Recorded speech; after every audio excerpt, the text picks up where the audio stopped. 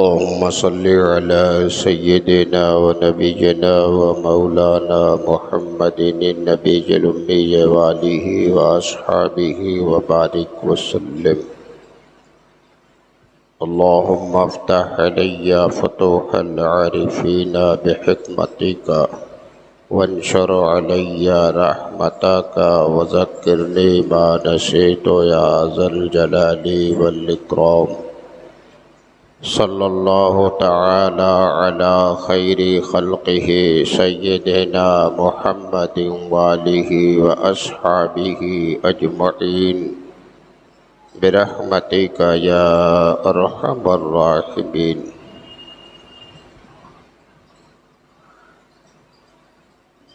نحمدہ ونصلی ونسلم علی حبیبہ الکریم. اما بعد فأعوذ بالله من الشيطان الرجيم. بسم الله الرحمن الرحيم.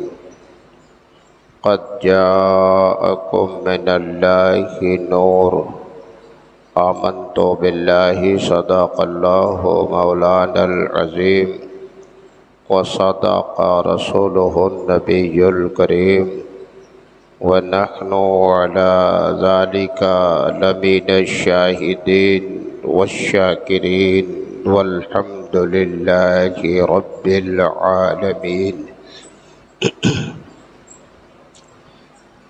مقتدر بعظمت علماء اہل سنت و برادران اہل سنت و جماعت، السلام علیکم ورحمۃ اللہ وبرکاتہ. آئیے جی لگا کر سب سے پہلے ہم اور آپ یک زبان و یک خیال ہو کر رسالت کے پیکر، خلائق کے سرور، محبوب داور، شفیع روز محشر، صاحب انا اعطینا کل کوثر، حضور اکرم، تاج دار عرب و عجم، مالک رقاب امم، نبی محترم، رسول مکرم، نور مجسم، شفیع امم، سرور کائنات، فخر موجودات، صاحب کمالات، مخزن معجزات، جامع الصفات، سرکار احمد مجتبی محمد مصطفیٰ علیہ الصلاۃ علیہ تحیۃ والصلاۃ کی بارگاہ بے کس پناہ میں جھوم کر بآواز بلند درود و سلام کا نذرانہ پیش کریں اور سب مل کر پڑھیں. اللہم صلی علی سیدنا و نبینا و مولانا محمد النبی الامی وآلہ واصحابہ وبارک وسلم. حضرات گرامی، ربیع النور شریف کا یہ مقدس بابرکت رحمت و نور سے معمور مہینہ ہم پہ اور آپ پہ سایہ فگن ہے. اس مہینے کی 12 تاریخ کو صبح صادق کی سہانی گھڑی میں مکۃ المکرمہ کی مقدس وادی میں ہمارے اور آپ کے آقا و مولا پیغمبر اسلام حضور سراپا نور سرکار احمد مجتبی محمد مصطفیٰ علیہ تحیۃ والثناء اس روح گیتی پہ جلوہ بار ہوئے. کیسی شان کے نبی ہیں، کیسی عظمت خدا نے بخشی ہے، کیسی رفعت ہے، مراتب کے کتنے بلند ہیں. کوئی انسان وہ جمیع تخلیقات میں رفعت مصطفیٰ کی انتہا کا کسی کو اندازہ ہی نہیں ہو سکتا۔ بس اتنا سمجھا جا سکتا ہے کہ پوری کائنات میں بعد خدا اگر کوئی افضل و اعلیٰ ہے، برتر و بالا ہے، نرالی شان والا ہے، قدرتوں کا مالک ہے، تو وہ صرف اور صرف ہمارے اور آپ کے آقا و مولا پیغمبر اسلام ہیں۔ اللہ تعالیٰ نے اپنی قدرت کاملہ اور اختیارات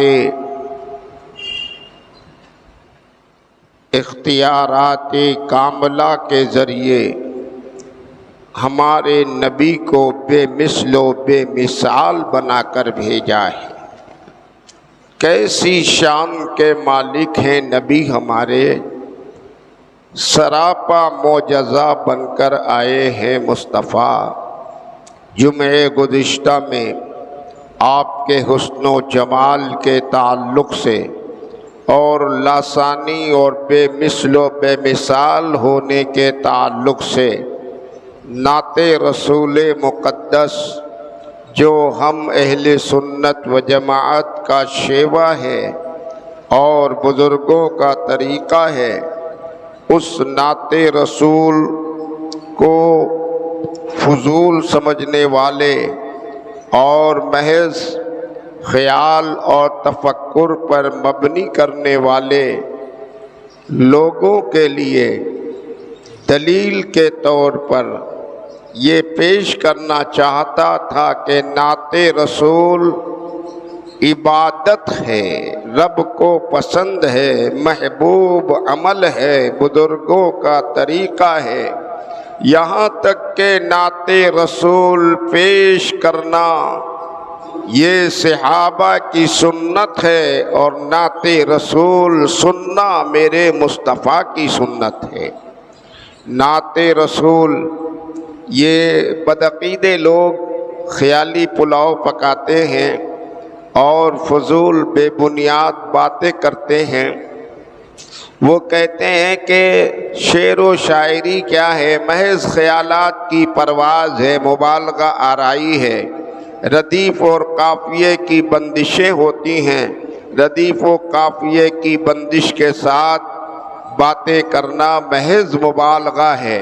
حالانکہ قافیے کی بندشیں، ردیفوں کی سجاوٹ یہ بھی کوئی فضول نہیں ہے، بلکہ قرآن مقدس میں جا بجا آیتیں موجود ہیں جو مکمل قوافی پہ دال ہیں اور قافیوں کی بندشوں کے ساتھ اللہ نے پاکیزہ کلام فرمایا ہے۔ آپ دیکھیے سورہ رحمان شریف میں اللہ نے فرمایا الرحمن، نون آیا آخر میں نا، علمہ القرآن، پھر نون آیا، یہ قافیہ ہو گیا، قافیے کی بندش ہو گئی۔ خلق الانسان، پھر نون آ گیا، یہ قافیے کی بندش نہیں تو اور کیا ہے۔ قل اعوذ برب الناس، ملک الناس، الہ الناس، یہ سب کے آخر میں جو سین آ رہا ہے یہ تو قافیہ ہی تو ہے۔ قل اعوذ برب الناس، ناس آ گیا، ملک الناس، الہ الناس، من شر الوسواس الخناس الذی یوسوس فی صدور الناس من الجنۃ والناس۔ یہ قافیوں کی بندش نہیں تو اور کیا ہے۔ مقصد بیان کا یہ ہے کہ مکفّا کلمات اور مکفّا جملے پیش کرنا، سجے سجائے جملے پیش کرنا، یہ قرآن کی سنت ہے۔ کلام باری میں اللہ نے بھی ارشاد فرمایا ہے، سنت الہیہ ہے۔ شعر و شاعری میں قافیوں کی بندشیں جو ہوتی ہیں، اگر یہ فضول ہوتا، محض مبالغہ آرائی ہوتی تو میرے سرکار کبھی پسند نہیں فرماتے، نعت نبی نے پسند کیا ہے، نعت صحابہ نے سنایا ہے، مصطفیٰ کی تعریف و توصیف خلاق عالم نے فرمائی ہے، اور ایسے پاکیزہ کلمات سجے سجائے مصرے پیش کرنا فضول نہیں ہے، صحابہ کی سنت ہے، سنت الہیہ ہے۔ تو میں عرض کر رہا تھا جمعہ گزشتہ میں وقت کی تنگی کے پیش نظر باتیں ادھوری رہ گئی تھیں کہ نعت رسول کیسی مقدس چیز ہے۔ آج تو نعت رسول کو بھی مذاق بنا دیا گیا ہے، نعت خواں لوگ بھی صاحب آزاد خیال ہو گئے ہیں، چہرے پہ داڑھی نہیں، پینٹ شرٹ پہنے ہیں، نمازوں سے مطلب نہیں، نعت پڑھ رہے ہیں، بہت بڑے شاعر بنے ہیں۔ انہیں بھی اللہ توفیق بخشے، اور ان شاعروں کو یہ پیغام دینا چاہوں گا، اللہ کے فضل و کرم پہ شکر گزار ہو جاؤ کہ خدا نے تمہیں نعت رسول کہنے کی توفیق عطا کر دی ہے، صلاحیت دے دی ہے۔ نعت رسول پیش کرنے والے قسمت کے ارجمند ہیں، اپنی قسمت پر ناز کریں، لیکن ادب و احترام کے ساتھ، پوری تعظیم و توقیر کے ساتھ، پوری عقیدت و محبت کے ساتھ اگر دل کی آواز سے یہ نعت رسول پیش کرنے والے کریں گے تو رسول کی بارگاہ میں بھی مقبول ہوگی، خدا کی بارگاہ میں بھی مقبول ہوگی، اور اس کے صلے میں اللہ ان کے رتبوں کو بھی اونچا فرمائے گا، ان کی مغفرت فرمائے گا، جنت الفردوس میں اعلیٰ مقام عطا فرمائے گا۔ نعت رسول بڑی مقدس شے ہے، بڑی مقدس دولت ہے۔ حضرت حسان ابن ثابت کی بات چل رہی تھی کہ وہ بھی نبی کی بارگاہ کے مداح تھے، شاعر تھے، نعت گوئی ان کی صفت اور ان کی عقیدت تھی۔ نبی کی بارگاہ میں طرح طرح کے نعتیہ اشعار لکھ لکھ کر اکٹھا کرتے جاتے، تمنا ہوتی کاش کبھی مصطفیٰ کا رخ زیبا نگاہوں کے سامنے ہوتا اور حسان نبی کے روبرو ہو کر یہ پاکیزہ اشعار نبی کو سناتا۔ تمنائیں مچلتی رہی، ارمان انگڑائیاں لیتے رہے، وہ دن آ گیا، آج قسمت کا ستارہ بلند ہو گیا۔ نبی نے حسان کو مسجد نبوی شریف میں طلب فرمایا، اور سجی سجائی محفل ہے، صحابہ کی کثرت ہے، نبی کے جانثاروں کی بھیڑ ہے، مجمع روحانی ہے، نبی جلوہ بار ہیں۔ میرے پیغمبر نے حسان کو بلایا، ممبر شریف صحن مسجد میں رکھا گیا۔ حسان ابن ثابت سے نبی نے ارشاد فرمایا، اے حسان تم اس ممبر پر کھڑے ہو جاؤ اور اپنے نبی کی نعت سناؤ۔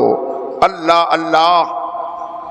ممبر پہ کھڑا کر کے نبی نے جو فرمایا اس کا فلسفہ میں نے بتا دیا تھا کہ یوں ہی نبی کہہ دیتے حسان نعت سناؤ تو حسان انکار نہیں کرتے، مگر ممبر کا مگانا، صحن مسجد میں رکھوانا، اس پہ حسان کو کھڑا کرنا، یہ اس بات کا پیغام ہے کہ رہتی دنیا لوگوں کو معلوم ہو جائے کہ نعت رسول پیش کرنے والے کا رتبہ اونچا ہوتا ہے، نعت رسول پڑھنے والا یہ قسمت کا بلند ہوتا ہے، درجات کا اونچا ہوتا ہے۔ جو نعت رسول پڑھے گا اسے اونچا مقام دیا جائے گا، اللہ اللہ جب نعت رسول پڑھنے والے کے درجات کی بلندی کا یہ عالم ہے تو جس کی نعت پڑھی جا رہی ہے اس کی رفتوں کا عالم کیا ہوگا۔ بریلی کے تاجدار امام احمد رضا مجدد اعظم سرکار اعلی حضرت علیہم الرحمہ ارشاد فرماتے ہیں، فرش والے تیری شوکت کا علو کیا جانے، خسروا عرش پہ اڑتا ہے پھریرا تیرا۔ یہ شان ہے میرے مصطفیٰ کی، نعت پڑھنے والے کو اونچا مقام دیا گیا۔ اور حضرت حسان منبر رسول پہ کھڑے ہو گئے۔ اللہ اللہ، وہ لوگ غور کریں، دھیان دیں جو نبی کو اپنی طرح کہتے ہیں، اپنے برابر کا سمجھتے ہیں، اپنا مثل کہتے ہیں، اپنے گاؤں کے چودھری جیسا مقام دیتے ہیں، ان بدعقیدوں کو سنا دیجئے۔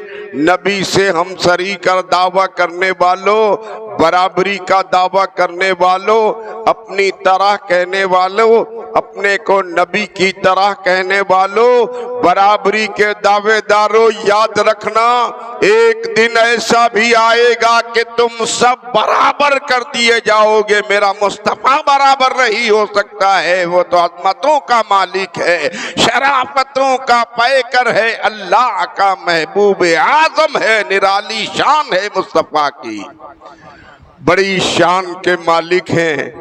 اور یہ عقیدہ محض آج کے بدعقیدوں کا ہی ہے، دیوبندیوں کا، وہابیوں کا۔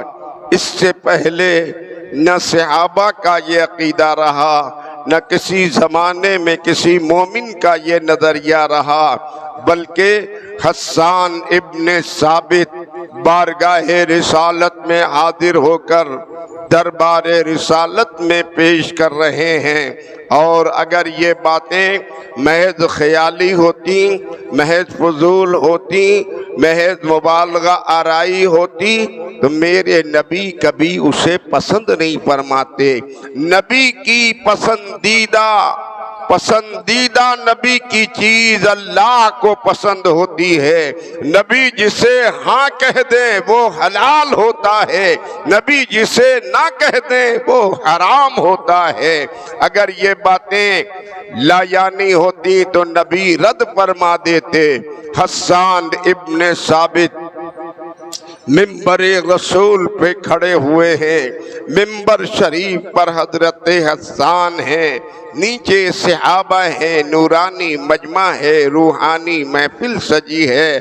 حضرت حسان بارگاہ رسالت میں نعت مصطفیٰ پیش کر رہے ہیں۔ وہ عرب کے رہنے والے ہیں نا، ان کی زبان عربی ہے۔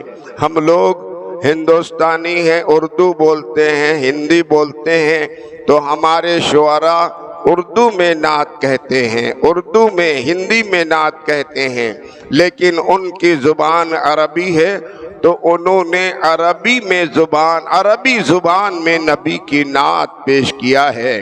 حسان ابن ثابت کا عقیدہ ملاحظہ ہو، حسان ابن ثابت کی عقیدت ملاحظہ ہو، حسان ابن ثابت کی صداقت بھری آواز ملاحظہ ہو۔ حسان کہتے ہیں وَأَجْمَلُ مِنْكَ لَمْ تَرَ قَطُّ عَيْنِي، وَأَجْمَلُ مِنْكَ لَمْ تَرَ قَطُّ عَيْنِي۔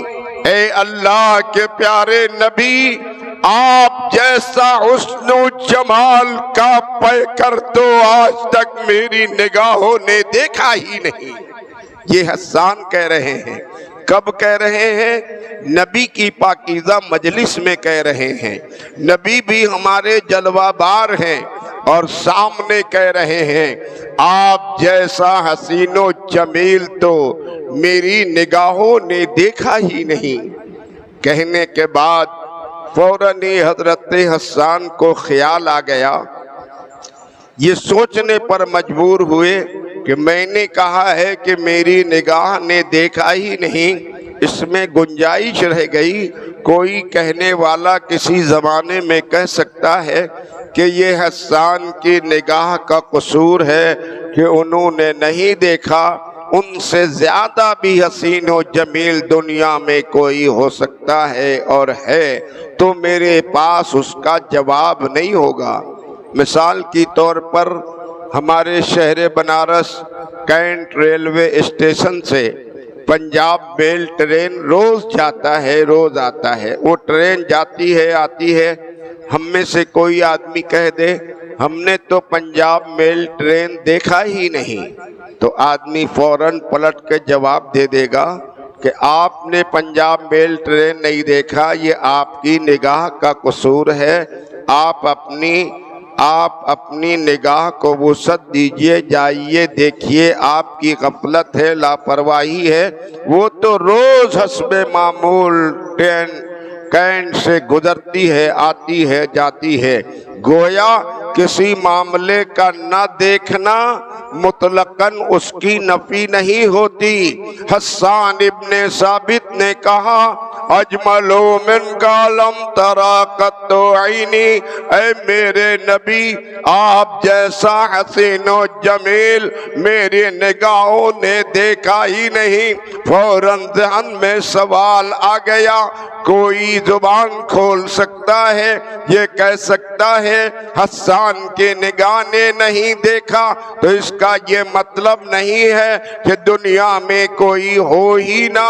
فوراً حضرت حسان آگے بڑھ کر کہتے ہیں وَأَكْمَلُوا مِنْكَ لَمْ تَلِدِ النِّسَاءُ، ارے دیکھنے کی کیا بات، اے مصطفیٰ آپ جیسا کامل تو کسی ماں نے جنا ہی نہیں ہے، کسی ماں نے جنا ہی نہیں۔ پوری کائنات کو چیلنج کر دیا حضرت حسان نے، اور میرے نبی تشریف فرما ہے، نبی نے انکار نہیں فرمایا، اور نبی نے انکار نہیں فرمایا۔ حسان نے نبی کے سامنے کہا اگر اس میں کچھ بھی گنجائش ہوتی، مبالغہ ہوتا تو میرے نبی قبول نہ فرماتے، اور نبی کی رضا، نبی کی خوشنودی، نبی کا تبسم، نبی کی حمایت یہ ایسی ہے کہ بریلی کے تاجدار امام احمد رضا نے کہا ہے بخدا خدا کا یہی ہے در، نہیں اور کوئی مفر مکر، جو وہاں سے ہو یہی آ کے ہو، جو یہاں نہیں تو وہاں نہیں۔ نبی نے ہاں کہہ دیا تو حلال ہے، نبی نے نہیں کہہ دیا تو حرام ہے۔ نبی جس چیز پہ راضی ہیں اسی سے خدا راضی ہے۔ نبی خدا کی رضا کے جویا ہیں، خدا مصطفیٰ کی رضا کا طلبگار ہے۔ یہ حسان ابن ثابت کا عقیدہ ہے۔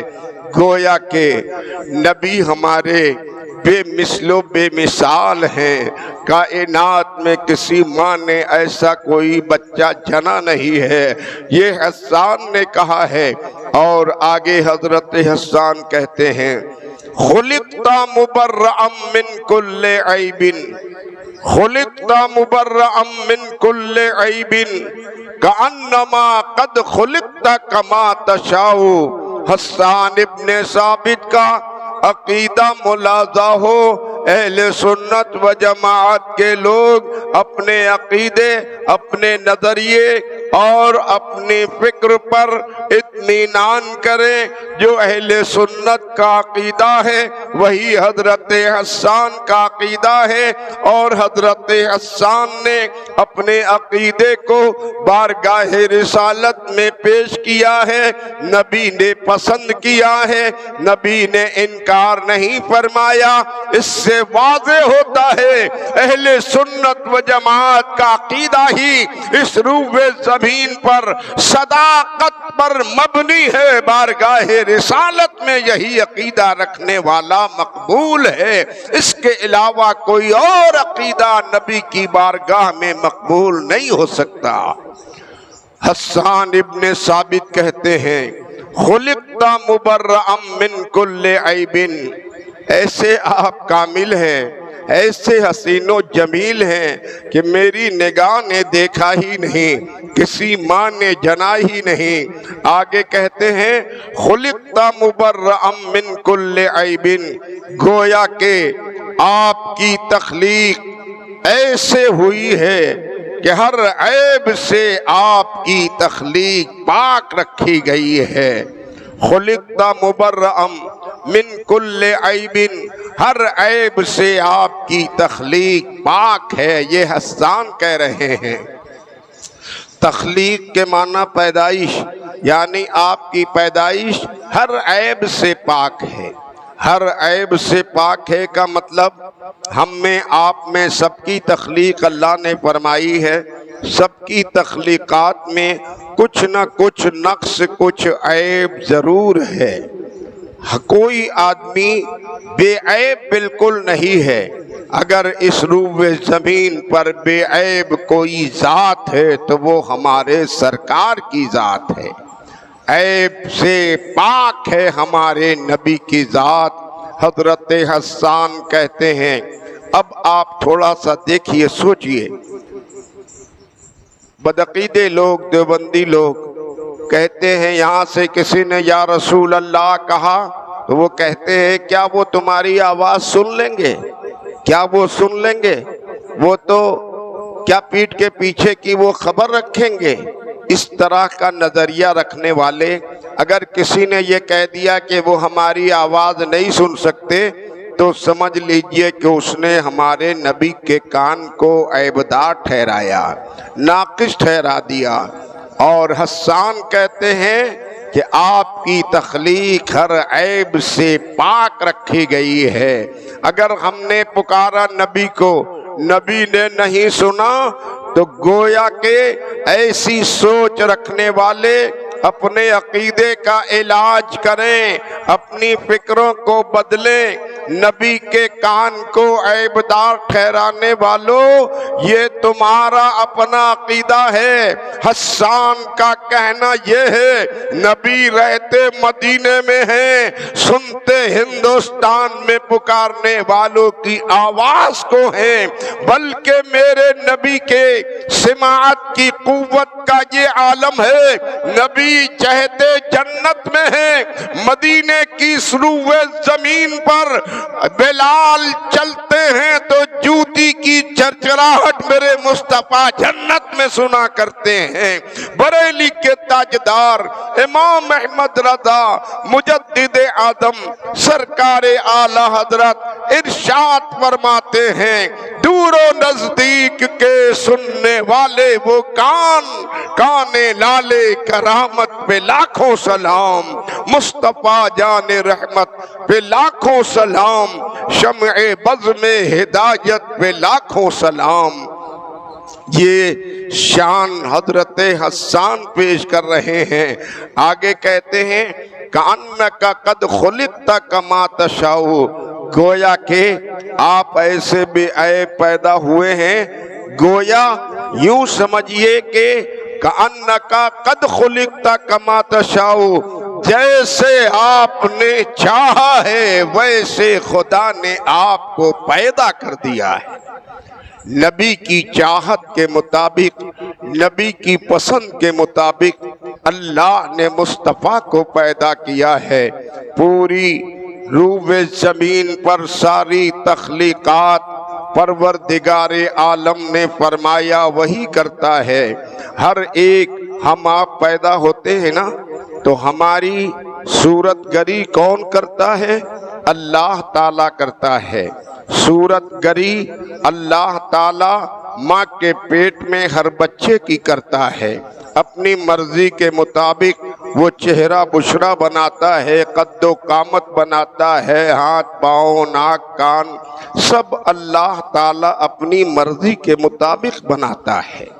اس میں نہ باپ کا کوئی رول ہوتا ہے، نہ ماں کا کوئی رول ہے۔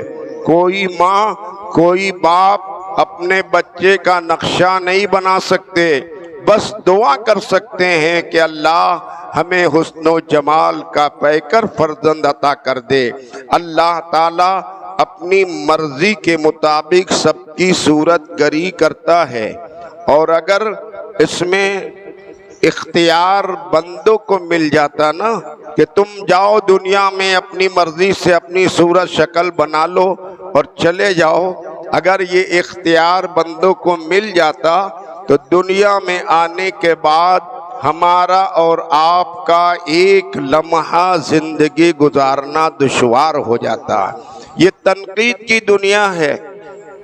اگر بندوں کو اختیار ملتا اور اپنی مرضی سے اپنی صورت گری، اپنا نقشہ بنا کر دنیا میں آتے، گھر سے قدم باہر نکالتے، جو ہی آتے تو کوئی تنقید کرنے والا مل جاتا، وہ کہتا ارے بھائی تمہیں اپنا چہرہ کیسا بنا لیا، یہ تم نے اپنی دونوں آنکھیں یہاں کیوں رکھ لیا، تمہیں تو چاہیے تھا کہ اپنی دونوں آنکھیں پیشانی کے اوپر رکھ لیتے۔ کوئی مل جاتا کہتا ارے تم نے یہ ناک یہاں کیوں لگا لی، یہ ناک تو چاہیے تھا کہ تم پیچھے رکھ لیتے۔ کوئی ملتا وہ کہتا ارے تم نے یہ دونوں کان سائیڈ میں کیوں لگا لیے، ان دونوں کانوں کو تو چاہیے تھا کہ سامنے چہرے کے اوپر لگا لیتے۔ اتنی تنقید ہوتی نا کہ آدمی کا جواب دینا مشکل ہو جاتا۔ تنقید ہوتی ہے نا، کوئی بھی کوئی کام کرتا ہے، ایک مکان بنانے والا مکان بنا لے، جتنے لوگ آئیں گے تنقید کریں گے، تم نے یہ کھڑکی یہاں کیوں لگا دی، تم نے یہ کمرہ ایسے کیوں بنا دیا، یہ کیسے کیوں کر دیا، وہ ویسے کیوں کر دیا۔ تو اگر اللہ تعالیٰ یہ اختیار بندوں کو دے دیتا کہ اپنی مرضی سے تم اپنا نقشہ بنا کے جاؤ، تو اتنی تنقید ہوتی کہ ایک قدم چلنا دشوار ہو جاتا۔ حالانکہ یہ جو رائے دینے والے رائے دے رہے ہیں کہ آنکھوں کو پیشانی کے اوپر لگا لیتے، کان کو سامنے رخسار پہ لٹکا لیتے، یہ اپنی ناک کو پیچھے لگا لیتے، یہ تو وقت ہی بتاتا کہ وہ کیا بن کے آتا، محض چوچوں کا مربع بن جاتا، ایک ہیولا نظر آتا۔ لیکن اپنے خدا کے فضل و کرم پر ہر بندہ خدا احسان مند رہے، شکر گزار رہے کہ بندوں کو یہ اختیار اللہ نے نہیں دیا اور ہمیں چین و سکون اللہ نے دے دیا۔ اپنی مرضی کے مطابق اللہ نے ہماری صورت گری کر دی، ہمارا نقشہ بنایا، حسن و جمال دیا، کسی کو گورا بنایا، کسی کو سانولا بنایا، کسی کو کالا بنایا، سب کا نقشہ اللہ اپنی مرضی کے مطابق بناتا ہے۔ روئے زمین پر اب وہ جب آتا ہے اور کوئی کہے گا اپنی آنکھیں یہاں کیوں لگا لی، یہ ناک یہاں کیوں لگا لیا، یہ کان تم نے یہاں کیوں لگا لیے، تو ایک مضبوط جواب ہے ہمارے پاس، خبردار زبان خاموش کر لو، یہ نقشہ میں نے نہیں بنایا ہے، میرے پروردگار نے بنایا ہے۔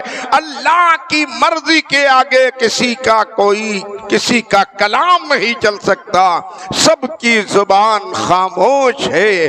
اللہ ہر ایک کی صورت گری خود فرماتا ہے، لیکن مصطفیٰ کی جب بات آئی ہے، حبیب اعظم کی بات آئی ہے، جانے کائنات کی بات آئی ہے، مختار دو عالم کی بات آئی ہے، تو حسان کے قول کے مطابق گویا کہ اللہ نے نبی کی مرضی پر چھوڑ دیا ہے۔ اے مصطفیٰ تم میرے حبیب ہو، جیسی صورت چاہو بنا لو، جیسا رنگ چاہو اپنا لو، جتنا حسن و جمال چاہو حاصل کر لو، تمہارے خدا کے اختیار میں کمی نہیں ہے۔ مصطفیٰ نے جیسے چاہا ہے ویسے خدا نے ان کو بنا کر بھیجا ہے۔ یہ میرے نبی کی شان ہے، بڑی نرالی شان کے مالک ہیں اللہ تعالی۔ ہمارے نبی کی شان و عظمت پر کو ہمارے دلوں میں بسانے کی توفیق عطا فرمائے، اور نبی دو عالم سے محبت، نبی کی الفت، نبی کی تعظیم و توقیر ہم سب کے سینوں میں بسائے، نبی کی تعلیمات پر عمل کرنے کی توفیق رفیق عطا فرمائے۔ باتیں ابھی باقی ہیں، مزید انشاءاللہ پھر جمعہ آئندہ میں پیش کی جائیں گی۔ وآخر دعوانا ان الحمدللہ رب العالمین۔ السلام علیکم۔